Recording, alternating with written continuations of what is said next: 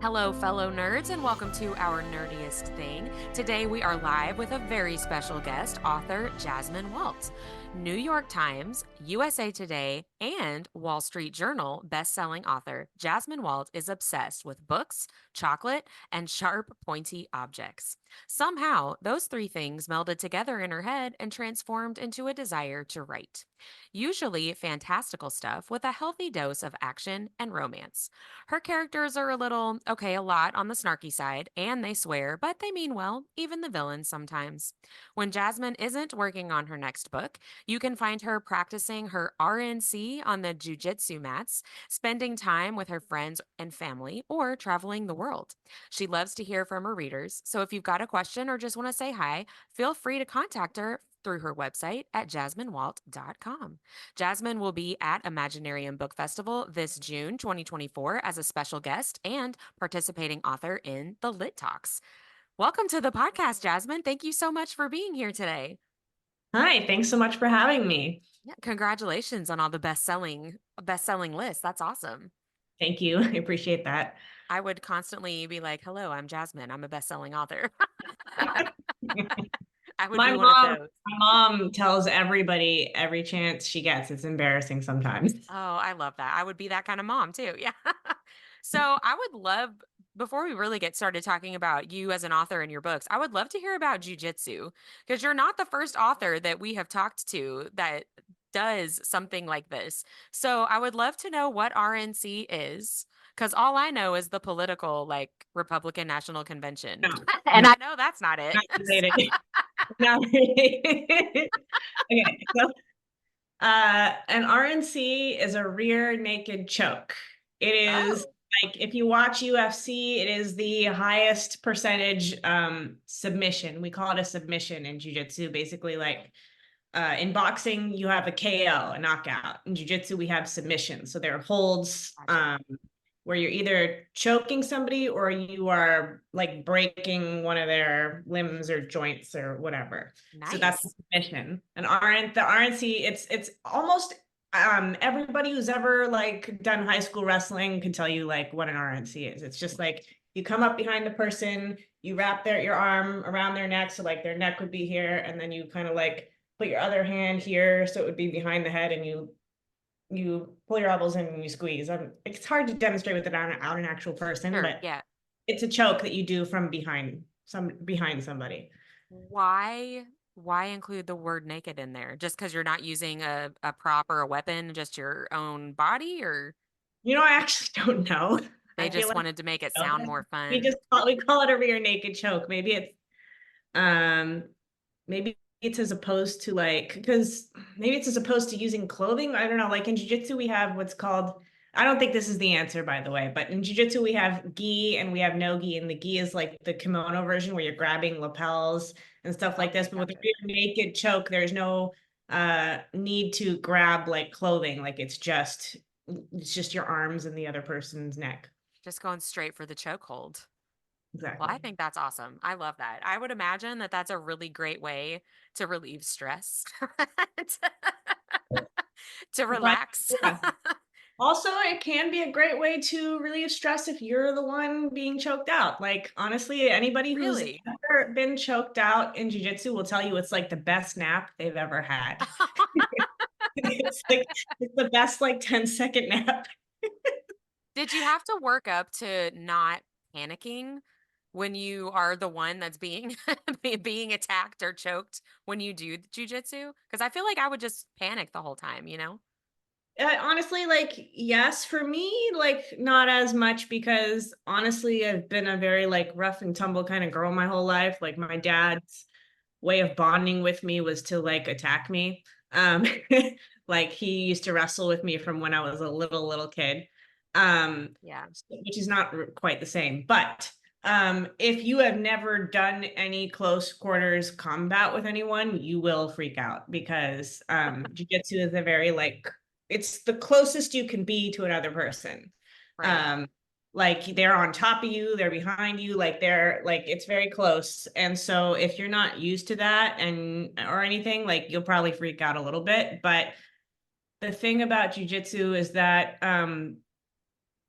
they know that, and the idea is to just get comfortable being uncomfortable. Like you'll hear Yeah. people say that over and over again. Like you're gonna be uncomfortable, and you pretty much just learn how to kind of breathe through it in the beginning. In the Mhm. beginning, when you like don't know anything and you don't know how to like counter or like escape or anything, like you just learn how to defend, and you just learn kind of how to sit tight and like kind of close off your neck and kind of like, getting tight and like kind of wait it out is basically like Yeah. you're kind of counting down the timer until that like 5 minute round is up and you're like, oh, I survived. Yeah. Um, so like surviving the round is like the very first like level of jujitsu. And then like as you get better, you eventually will be like, oh, maybe I could actually win the round. Yeah. Um, but from the start, it's just about like learning how to be in these tight spaces when someone's on your back, someone's trying to choke you, like it's all like, yeah, it's a lot. Your adrenaline's going there. Like they've got their arm around your neck, they've got your arm in their arms, they're like pulling on you, they're doing all this stuff. Sometimes they're on top of you, and Mhm. they're that the worst experience I ever had was with a black belt who literally just took his chest and like shoved it into my face like this. Like he was on top of me and he was literally using his whole neck and chest area to like smother me. Oh And gosh. I survived for like 3 minutes before he was finally like, huh, it's not working. And but it was hard. It was so hard. Like Yeah. I was like digging my face up and trying to like get my nostrils up like just enough to get like any scrap of air so Yeah. that like because I wanted to tap. Like don't get me wrong, like this big guy was on top of me. I wanted to tap so bad, but he was like a guest instructor and it was our first time rolling and I was like I'm not doing it. I was Right. like I'm not tapping out from this stupid submission, which is essentially him just laying on my face. Right. Yeah, no, So I totally get that. And I anyway, love that like first step is just survive the match. It makes me once upon a time I was a runner, and that's the same thing when you're doing like a half or a full marathon. It's like just finish. Right? Like don't worry about if you're running the whole time or how fast or your record what no, it doesn't matter like just finish. I relate to that a lot. Well, yeah, that's totally the same idea. yeah. Well, note to everybody to not get on Jasmine's bad side because she knows how to throw down, right? Make sure I'm not standing behind you. That's all. If you say anything bad about me, make sure I'm not standing behind you. I'm a little afraid of you now. I'm not gonna lie. I'm nice. Well, I would love to hear a little bit about how you became an author because I know sometimes people know from a very young age that that's what they want to do, and for others, it's a really slow. Every decision I made over 25 decisions led to me becoming a writer. So I would just love to hear what that journey was like for you. Yeah. So honestly, most of the writer friends that I know, they're like, I was writing stories by the time I could hold a crayon, like that kind of thing. That was not me. I've been reading for as long as I can remember. Like I barely even remember learning how to read. I just remember reading. And a lot of that is like my mom mostly taught me how to read. She was a big reader. She always had like our house was full of like Harlequins on the shelf kind of thing. Yeah.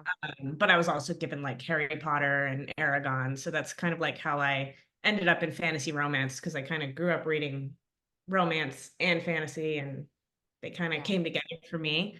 But I don't think I started writing until I was like 15. And in English class, they just started giving us like short stories and assignments and things to do. And that's when I was kind of like, huh, okay, I kind of like it. Like maybe I could be good at this. Um, and no, that was sorry. I dropped out of high school at 15. So that didn't, no, that's not right. So it would have been around 12 or 13 when I started. Then 15, I ended up leaving high school. I ended up getting a high school diploma later. When I was around, I want to say 20 years old, I was working as a bank teller. I'd worked a bunch of different jobs, couldn't really find anything I wanted to do. Kind of just decided that I didn't really like working for people. Hmm. And then I got let go from my last job working in banking, and I was this was like during that recession. I think it was like 2008, 2010 back Yeah. then. Yeah. And I was like, well, I'm probably not going to get another job. And I really don't want another job. And how can I use like, what I know and what I'm good at to make money? So I went on like freelancer.com. And at first I was just like, they have like data entry jobs, or they have this. Maybe I could be a virtual assistant. But then I saw that they had like ghostwriting gigs on there. Oh, And cool. by this time I was like 20, and I'd written like one book and half of another book. And like I was on a lot of these like writer critique forums. So like I wasn't like, amazing, but I had a little bit of writing experience. And I just like, it was mostly like, honestly, it was mostly smut. It was mostly like these like romance publishers who were, I think at the time, Kindle Unlimited was just starting, but it was like the version where you got paid like per book instead of per page read. So at that time, shorter books were like the thing. Gotcha. Um, Yeah. and so yeah, so people were just hiring like ghostwriters to pump out like all these like short like novellas, short stories. So I saw the samples that people were submitting, and they were really bad. Really, like they were really bad. And my first thought was like, I can do this. And not to pat myself on the back, but like that's what I did. Like I pulled together some samples. I sent them to like this person who was hiring, and she hired me right away, and she gave me work for like years. That's Um, awesome. yeah, it Pat was great. yourself on the back. That's awesome. It Yeah. was great. It was great. It was like I wasn't confident enough in my skills as a writer at the time to like want to like be like I'm gonna write my own and publish my own stuff. But I want to say my skills as a plotter, um, of like coming up with the ideas and all of that. But I felt confident enough in my prose and my ability to write like an existing story that somebody gave me. And so I wasn't getting paid a lot, but it was like enough for like where I was at, like living in a 400 square foot apartment in like Albuquerque, when it was like really cheap, that I could pay my bills doing it like laying on my bed. So it was That's the great. dream. It was. And then like 4 years into that or so, I got the bright idea where I was like, well, if they're paying me, that means they're making more than me. Right. So Yeah. maybe I should try doing it myself. And that's how this started. I love that. Well, and I love too I may not have been confident about this part of the work, but I was confident in the other part because so many people lack confidence in all of it, right? Like they know that they have a talent and they know that they enjoy doing something, but they can't get that like, yeah, I actually am good at least at this part of it. I think that's really great. That's awesome. So Yeah. I was creeping around your website and I was looking at just your list of books and series and stuff. And I saw that you have a series, Her Dark Protectors. Mhm. And so I made an assumption that this is a winged male gargoyle. Why choose? Is that correct? 100% correct. Do you know, I love that. do you remember, I don't know how old you are. Did you watch the Gargoyles TV show growing up? It's a cartoon. Mm-mm. Okay. I know of it, but no, I didn't watch it. Okay, well, I did, and I thought, what if it was a harem, basically? Um, Nice. so that's what that series is. It's literally about a detective. It's kind of like Gargoyles meets Charmed. So like she's a detective, she inherits this house from like this aunt that she doesn't really know who's like a witch. And then like she's like, well, I'm just gonna fix it up, I'm just gonna sell it. And then she goes in and she finds out that it's actually it comes with gargoyles. Um, Nice. they're way hotter and way sexier than the ones in the cartoon. They don't like skin. They're actually like Templar knights that were cursed to be gargoyles, as opposed to like monsters who were born that way. Right. Uh, I but love anyway, that. I wrote that series with Emily Goodwin, actually, who is another New York Times bestselling author. And she mostly was writing contemporary at the time.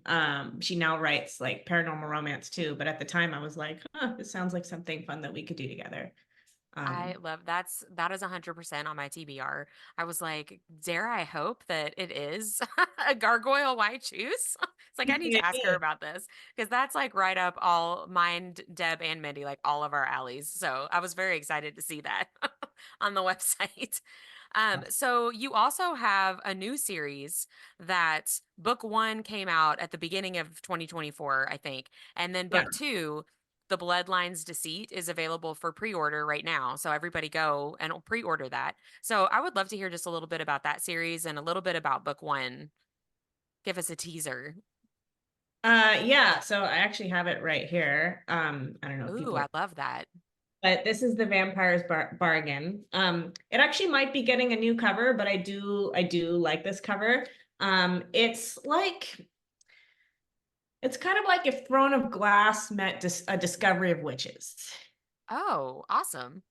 Yeah, so it's like the main character, her name is Katana. She's this like witch who hunts vampires, and she's got like a big vendetta against them, and she like becomes like the most like feared vampire hunter in like history.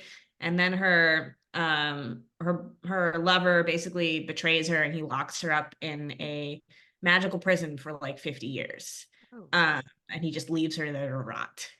Um, and so then 50 years later, a vampire lord breaks her out of prison, and he brings her back to like his castle, and he's like, hey, look,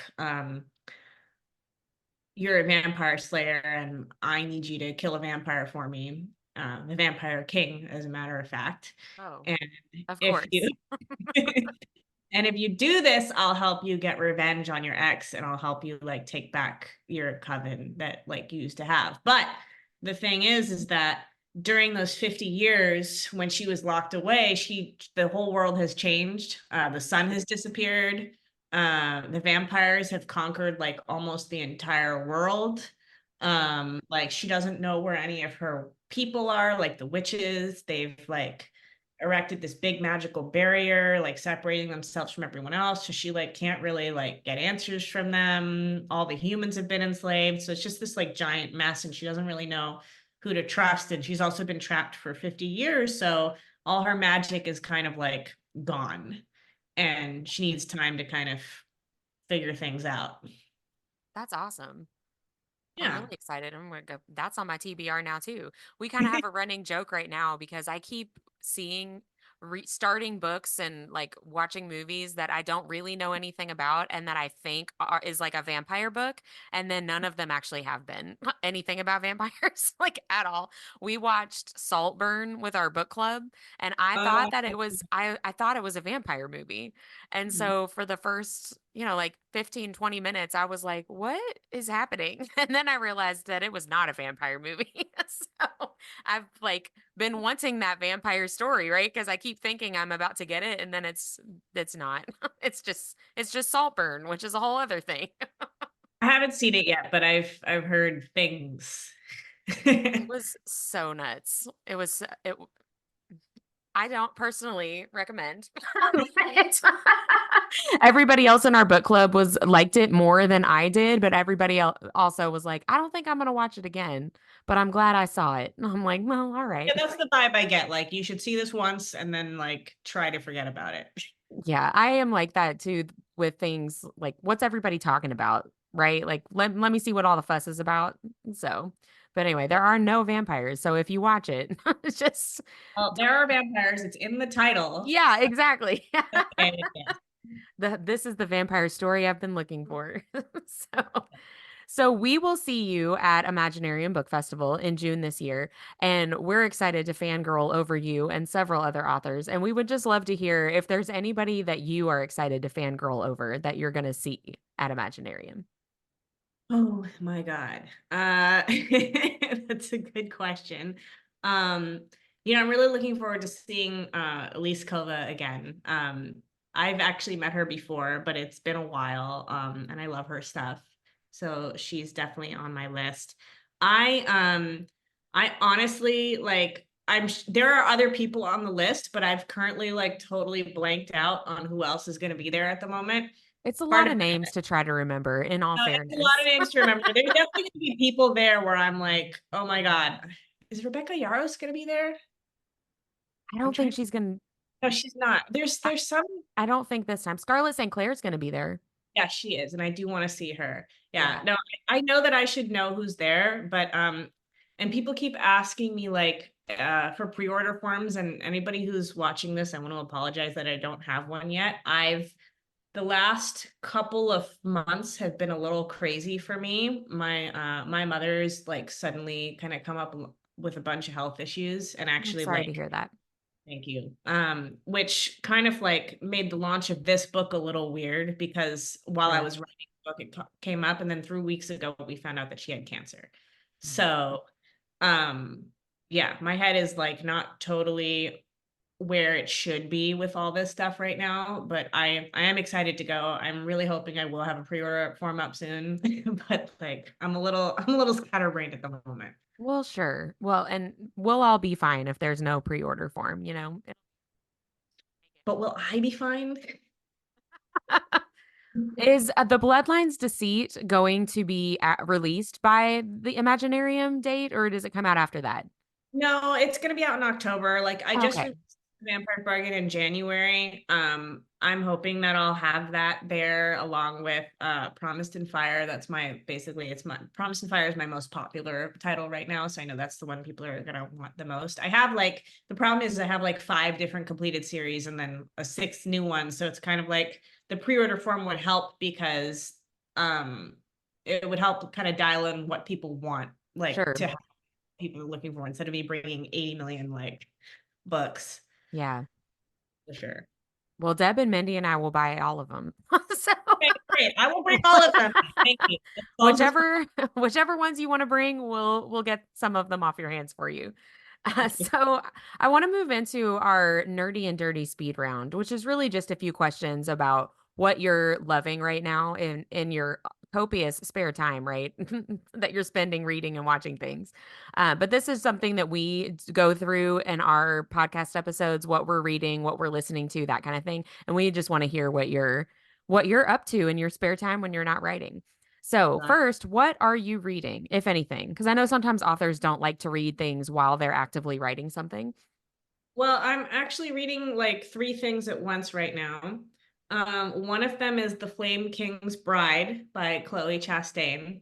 That is the sequel to The Flame King's Captive, which was one of my favorite reads of 2023. Oh, awesome. Um, it's like an Omegaverse dragon shifter romance, Okay, basically. And cool. it's the first book is super slow burn. I'm sorry. This is a speed round. Super slow burn, but also like super delicious. That's all I'm gonna say about it. It's worth reading. Nice. Nice. Do you quick tangent question. So it's okay that we're not going speedy in the speed round. If you're reading three things at once, do you read them in different formats? Like, do you have a physical book that you read and then a Kindle different one and an audiobook, or do you do like three different Kindle books all at once? No, I am firmly on team ebook. Occasionally I will do audiobooks if I'm like on a road trip or something, but I'm not really a good listener. I I'm the same way. Yeah. Yeah, I'm not a good listener. And with physical books that honestly I have carpal tunnel, and when I hold a physical book in my hand for too long, I start going numb like all the way down my like hand. So Yeah. also you can't like click on the words in a physical book. I'm like, Yeah. what the you just can't Yeah, have we just on the podcast, we just talked about reading habits, physical books versus Kindles and audiobooks. And I'm the same. I can't listen to an audiobook unless I'm literally doing nothing but listening to it. If I'm just like sitting and staring, I can't focus enough. And Deb listens to like more than one audiobook in the same at the same time. And I'm like, I don't understand how you do that. no, But no, did I'm not. just curious. I took us on a tangent there, but that's okay. So, tell me the name of that book one again, that Dragon Shifter book that you So the first book is the Flame King's Captive. I'm reading captive. the Okay. second book, Flame King's Bride. Okay, I'm going to put that on my TBR too. So, what are you listening to? Not an audiobook, probably. What am I listening to? Okay. Well, I watch a lot of YouTube stuff, so maybe that counts. Oh, for Um, sure it does. not watch. Let's see. Let me see what my history says. Yeah, so honestly, I've been listening to watching like a lot of videos on like health stuff because of my mom's thing with cancer. Yeah. And also like we've got a lot of like diabetes, heart disease, like stuff like that running through my family. So a lot of my like YouTube playlist is like about fasting and like different exercises for building bone density and like things like this. Like when I was saying that I read like a couple different books at the same time, like one is usually whatever fiction book I'm reading, Mhm. one is usually a psychology book. So right now that is The Courage to Be Disliked. um and the third one that I read recently that was a health focused book is called Outlive by Peter Attia, which I personally think everyone should read. um but yeah, that tends to be where my brain is between those three things. Yeah, that's I tend to not read more than one thing at once, but if they were all very, different nonfiction versus fiction, I think my brain would be able to handle that a little bit better. Yeah, exactly. Yeah, so the next one you just answered really, the what are you watching? So the health YouTube things. Yeah, yeah, kind of. To be honest, I don't watch a lot of screen in general because my parents were really anti-TV growing up. And so it's not like I'm anti movies and TV. Like, I've been used to binge watch like all the Marvel superhero shows. I love The Witcher. Yeah. I think the last movie I saw was Damsel, Mhm. which was awesome. But it's just not in my blood to like Right. sit screen because I really wasn't allowed to, which is how I became such a big reader in the first Yeah. place. Reading is better anyway. Agree. Um, what is something that you are just loving right now? Doesn't have to be book related. It could be anything. Does chocolate count? Yeah. Wild. I can't do that. What is something that I'm loving right now? Honestly, like life is really hectic right now, like with publishing and like the health stuff and trying to be a marketer and a writer and everything all at once. So I'm really loving like kind of just moments of quiet outside. Like, created like a nice little patio space in the backyard, like I hang out. I was out like taking my mom to an appointment earlier today and like I had to drop her off for 2 hours and I ended up at a little cafe by the beach. And then on the drive back, I did this whole drive like by the ocean and I was like, holy shit, like I should come and walk here. Like it just kind of like the simple. I feel like, especially as an indie, we spend so much of our lives like staring at screens, whether we're writing, whether we're posting on Instagram, whether we're like whatever, that moments where I can just disconnect and not like and be looking and feeling and whatever, like those are the nice things at the moment. Yeah, I love that. That's so important to try to do because we're the same way with the podcast, right? It's all very tech screen based and going out. I try to go outside. I have a dog that needs to be walked, so that helps.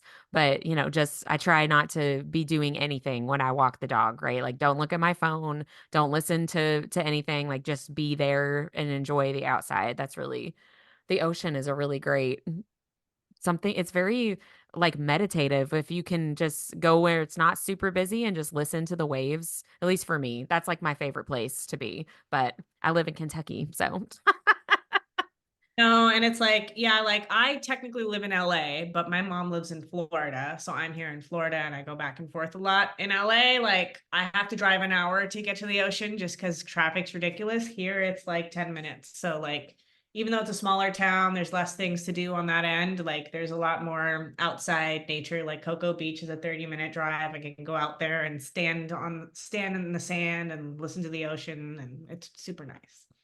so the last question is just where is your favorite spot to read right now? My favorite spot to read right now. Yeah, it's gonna be the back patio It's like I have a really nice like little lounge chair out there. It's a big yard. We got a nice sunset. Like I can just go out there with my I'm reading on my iPad right now. My Kindle just kind of crapped out on me, but honestly, the Oh. iPad's a bigger screen, so it's like I can just go out there and it's super chill. Yeah, I read on a tablet too. I like the bigger screen, but I wish it had the good backlighting, that the Kindle has. But well, Mm. awesome. Thank you for sharing all of those little tidbits into your reading habits and the stuff that you like to do in your spare time. So, where can readers connect with you? I know in the bio it talked about the contact form on your website. Is that the best place to get in touch and interact with you? I mean, that's fine. Like my email is jasmine@jasminewalt.com, but I'm also on Instagram. My DMs are open. Sometimes people go into the weird message request folder and I don't always see everything, but you can definitely always DM me or you can comment on a post if you need to reach me. I'm on TikTok also under jasminewalt.books. There's two TikTok accounts. One is my author account, but the book account is the one that I really use. Also like I do have if for anyone who likes sprayed edges, signed copy, stuff like that, I do have a TikTok shop and my sister actually does the sprayed edges and she does Oh, like that's fun, awesome. yeah, she does fun like stencil designs. And when I'm in California with her, I do sign everything. When I'm here, I can't, Sure. um, but we offer cool stuff like that too. And that's through the TikTok. Your TikTok shop. Also, there's a shop on my website. So if like there's something that you want that's not in stock on TikTok shop, because sometimes we sell out of things, you Sure. can still order it on my website. You just won't get it within like the 3-day TikTok time. Okay, awesome. That's great to know. So the next question is where can we purchase your books? So TikTok shop and your website. Are you on Kindle Unlimited? I know you mentioned that earlier. I am. So I'm on Okay. Kindle Unlimited. Also, like, I mean, wherever books are sold for physical copies. But for ebook, only Kindle Unlimited. Somebody told me that they ordered my books on Target.com the other day. So apparently, Oh, you can get them anywhere. nice. Yeah, and then yeah, if this, but for anyone who has seen like my TikTok or Instagram videos with the sprayed edge editions, I just because some people have gotten confused. If you order them on Amazon or like through a store, they don't come with those. Hmm. Uh, they just come normal. So if you want sprayed, you have to order them like through me or through my TikTok shop. Okay. Yeah, which who doesn't want the special editions, right? Those are always the best and the most fun. So TikTok shop They or the come with, website. they come with character art. Just FYI, just throwing out there. Oh, nice. Uh, So besides Imaginarium, what or do you have any upcoming conventions or signings, appearances anywhere else? So I haven't planned anything else for this year because of my mom's cancer thing. Sure. But next year in 2025, I believe it's February, I'm going to Romantasy Book Con in LA. Awesome. So I Yeah. will be at that one. I might be yeah, I don't have anything else to announce yet just because I don't know what's happening with this. Yeah. Well, hopefully lots more exciting things are coming in the works. So our last question, we always finish our podcast episodes. It's our nerdiest thing. So we talk about our nerdiest thing of the week. And a lot of times obviously it is book related, but it doesn't have to be. It can just be something that either you think is nerdy or that you just like really got excited about that maybe you think other people would think is kind of nerdy or strange. We would just love to hear what your nerdiest thing of the week or the month or the year. We'll open up that time frame for you. Oh my God. I don't know if the year. Uh, it's only April. Yeah. Right? Um, I don't know like what counts like when we say nerdy, are we talking about like fantasy nerdy or are we talking about well actually no. I'll show you the nerdiest thing that I've done this week. I was gonna say pretty much anything counts. No. Well, so here are the two nerdiest things. One is that I got these cute little book dragons. I'm calling them book dragons, but they're not, they're just dragons. Oh, I got these nice. little dragons at a craft fair. Um, Those are cute. they are adorable, and I've seen them like in other people's like videos and stuff, and I knew I had to have them. But the other nerdy thing I did was that I ordered these and they came in the mail. They are Oh, I love that. the Crescent City series. So I have all three. This one's in blue, Oh, that's awesome. orange. So yes, I do in fact have something for you to read. That's fantastic. Where did you get those? So these are from Perfectly Edged. If you go on Etsy, quite a few that do them, but Yeah, these are Perfectly Edged specifically. those are really beautiful. Thank you. I'm Thank you. I'm instantly jealous.